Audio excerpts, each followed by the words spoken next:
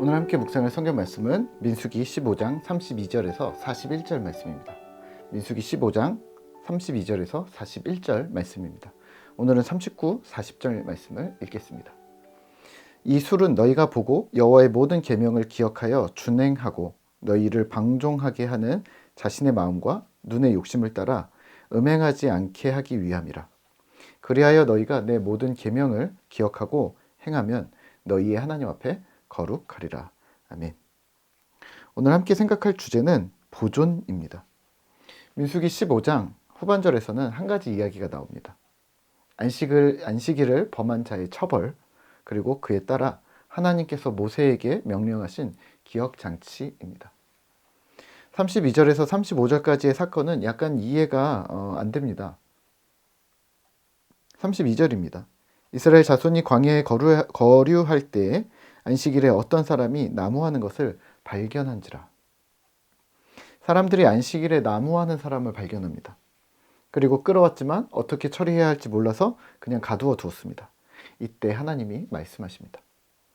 35절입니다.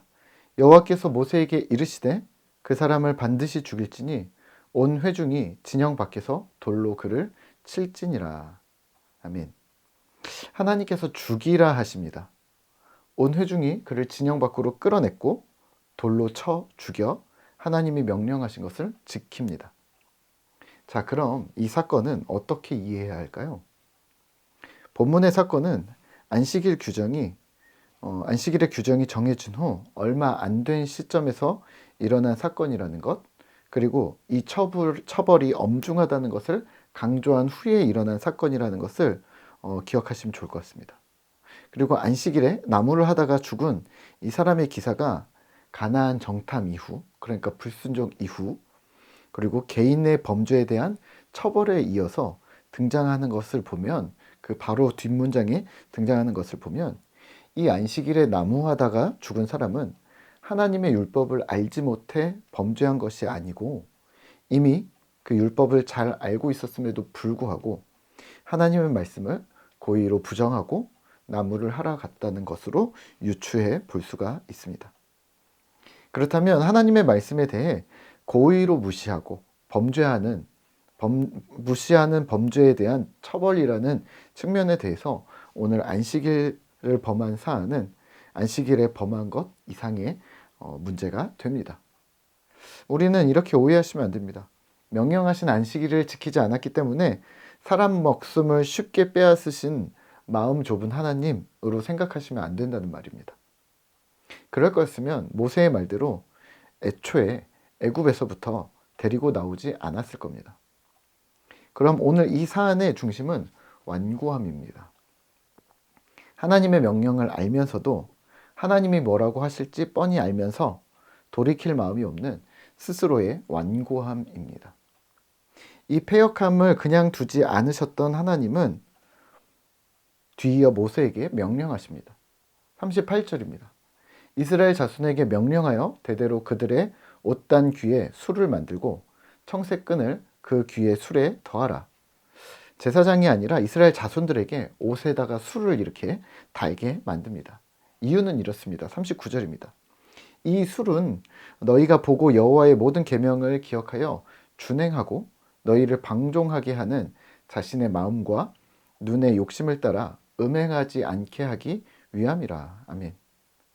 사실 시간이 지나면서 유대인들은 옷술뿐만 아니라 사진에서와 같이 모자도, 사진을 올려드렸어요. 모자도, 또 테플린이라 불리는 작은 상자를 이마와 또 이렇게 손목에다가 매달았습니다. 물론 그 안에는 성경 구절, 또 신앙 고백 뭐 이런 것들이 들어가 있는데요. 넣어놨는데요. 또 기도할 때마다 뒤집어 쓰는 보자기도 있었습니다. 어디서든지 기도하고 어디서든지 말씀을 읽고 말씀을 기억하는 자가 되겠다는 어떤 다짐이었습니다. 물론 오늘날까지 우리는 그렇게 하지는 않습니다만 이 유대인들은 왜 그렇게 했던 것일까요? 하나님의 말씀을 기억하기 위함이었습니다. 옷에 이렇게 달려있는 술을 볼 때마다 또 이후에 신명기, 레위기, 출애굽기 등의 말씀을 따라 추가된 이 복장과 행동의 어떤 법칙들, 이 모두 하나님의 계명을 기억하기 위함이었습니다. 말씀을 기억하고 지키고 방종 죄로 넘어가려는 그러한 엇나가려는 스스로의 마음과 눈을 지키기 위한 것이었습니다.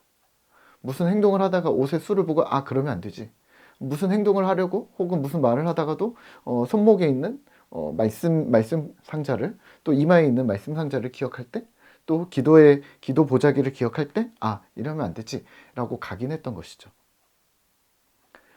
옷수를 볼 때마다 기도 보자기를 뒤집어 쓸 때마다 이마와 팔의 테필린을 볼 때마다 하나님을 기억했을 것입니다. 오늘 우리는요, 유대인들이 율법에 묶여 있다고 우리가 얕잡아 보거나 비웃을 일이 아닙니다. 아무것도 하지 않으면서 다른 사람에 대해서 비아냥거린다면 그건 지혜로운 처사가 아니겠죠. 포도밭에서 포도를 따먹지 못한 여우의 핑곗거리를 기억하실 텐데요. 그와 같을 수밖에 없습니다. 사실 우리가 이들의 열심, 성실함을 우리가 따라갈 수 있다면 얼마나 좋을까요? 말씀이 중요하다는 것을 알면서도 묵상하지 않고 깊이 있게 보고 또 폭넓게 보려 하지 않는 우리가 문제가 더 아닐까요?